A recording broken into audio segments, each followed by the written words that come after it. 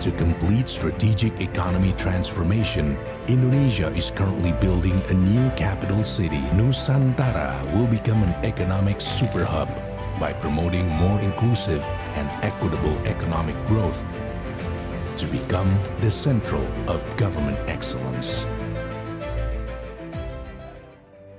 We must encourage business representatives from our two regions to explore the economic potential post-pandemic to deepen trade and economic engagement between Indonesia and Hong Kong.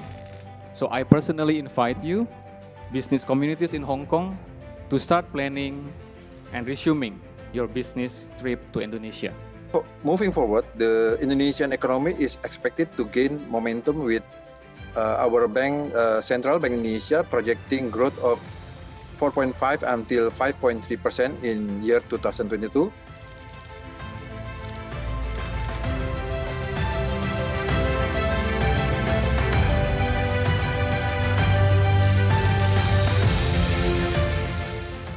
There are three main pillars that has been the priorities for Indonesia for G20 presidency: digital transformation, sustainable energy transition, as well as health architecture.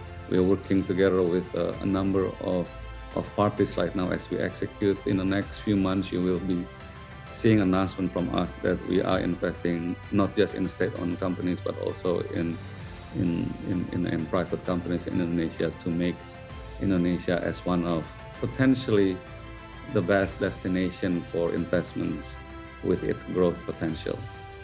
I think if you see, Indonesia has one of the best GDP growth recovery in 2022. Until first quarter, Indonesia GDP growth stood about 5% year-on-year, albeit a slight decline compared to the growth in fourth quarter of 2021. Yet comparatively, Indonesia GDP growth is still one of the most competitive in the world, including when we compare to also China, which is 4.8% year-on-year in the first quarter, and the US 3.4% year-on-year.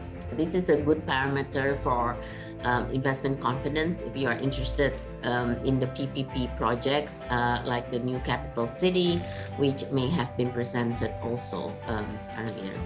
This gives Indonesia, I think, a very good basis to maintain productivity and economic growth in short and medium term. Being Indonesia is important for us because it puts a very strong and noticeable flag or footprint for us in the Southeast Asian market. We are very confident in the Indonesian macro outlook. A lot of the policies, a lot of the presentations earlier give us the confidence that the growth and opportunities continue to exist in the market. The reason why we picked Indonesia, which were obvious, similar to what Ernest mentions, it is huge populations, a lot of young talents, young consumer base. Out of the entire Southeast Asian countries, we picked Indonesia. There's no brainer at all.